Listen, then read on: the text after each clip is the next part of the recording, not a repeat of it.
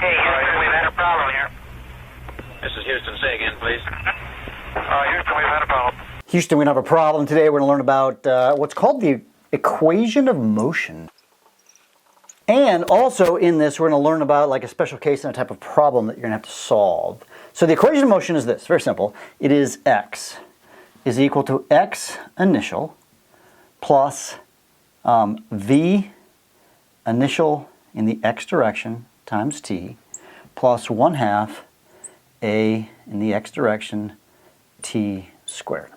So this is like the master equation that describes all of motion. Things that move, where v is the velocity and a is the acceleration and x is the distance, the initial distance or placement, and x is how far it travels. So for example, if I have a car that's moving at a certain place, I can figure out where it will be at time t. That's basically the idea. Now we're going to focus though on this, in this particular video, on actually just doing this part of the equation. We're going to assume that we have what's called constant velocity. I said that wrong.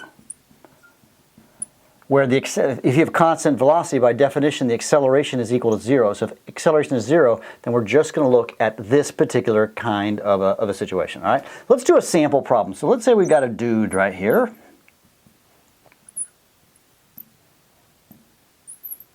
And a dudette. She needs arms. Okay, and let's say that this dude is at point 0 and he's traveling at 2 meters per second. The young lady is traveling the opposite direction at 1 meters per second, all right, and she's at 20 meters. So the question I want to ask is, where will they meet? Well, the best way to do that is to use this equation. Actually, we have to do two equations, one for him and one for her. So for him, we would say x, his position can be described as x equal to 0, that's the initial x, plus vixt, his initial is 2, if you will, t. Now actually, let me say one more thing about this equation. You should jot this down. I don't know if you realize this, but this has the same formula as y equals mx plus b from your math class, although they're flipped around, right? We've put the slope opposite. That's the b represents the x initial. So if we were to plot a graph of this, we're going to get a straight line of some kind when we're drawing this. Okay, let's do her deal. She's going to be x is equal to 20, because she's at 20 meters on our continuum, plus, now tricky here, this will be negative 1t. It's negative because she's moving in the opposite direction. Now the question is, when will they meet? At what time will they meet? I don't know if you see this from a mathematical perspective. What we've really got is we've got y equals 2x, and we've got x, or, y equals 2x, I'm trying to, and then you have y is equal to negative 1t starting at 20. The intercept is at 20, and her slope would be, it's less, so it's going to be something like this. This is the girl right here. This is the dude. And right here, if we can find that time, that's when they're going to meet. Now, an easy way to do that algebraically without plugging into a calculator, although you could with a calculator and figure out what the, plot both lines. What you could do is you could set the two x's equal to each other. So you'd say, because that's the point they're going to meet at a certain point, you can say 2t equals to 20 plus negative 1t. We're setting the two equations equal to each other. And to solve for that, I'll add 1t to both sides. Those t's cancel. I get 3t is equal to 20. Divide both sides by 3, and 20 over 3. Get my calculator out. I think I could do that in my head, but we'll just for grins here, is 6.7 seconds. So they would meet after 6.7 seconds.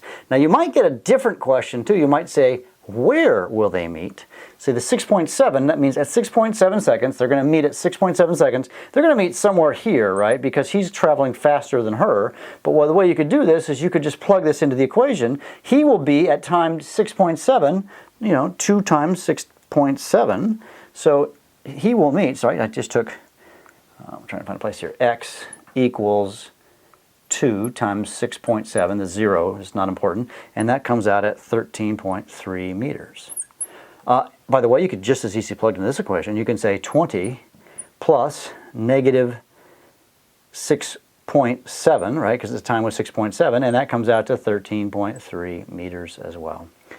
In this problem, we're going to have a car. And this car is going at, let's say, 20 meters per second, and he's also starting at point 0. And then we've got another car, boxier car, I don't know, and it's traveling at 10 meters per second. And let's say we're starting at 100 meters. So he's at point 0, he's at point 100 meters. Where will this car overtake this car?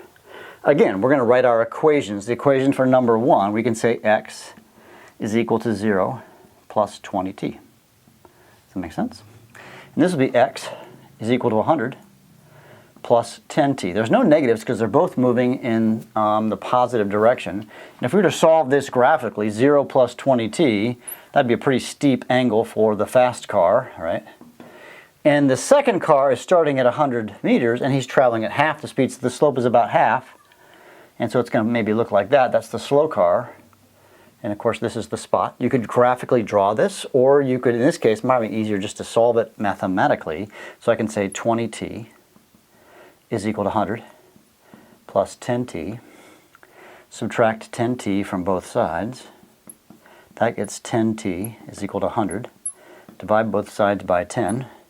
That's t, 10, is equal to 100 divided by 10 is 10 seconds. So they will meet, or he will pass him at 10 seconds. And at what point is that? That's pretty easy to find. If I want to see at what point, how many meters will that be? 10 times 20, he will pass him at 200 meters. So that's how you do these kinds of problems, or you can like figure out where something's going to meet, where they're going to smash together. It's a very interesting problem. So Houston, we don't have a problem because you guys got this. Mr. Bergmann out.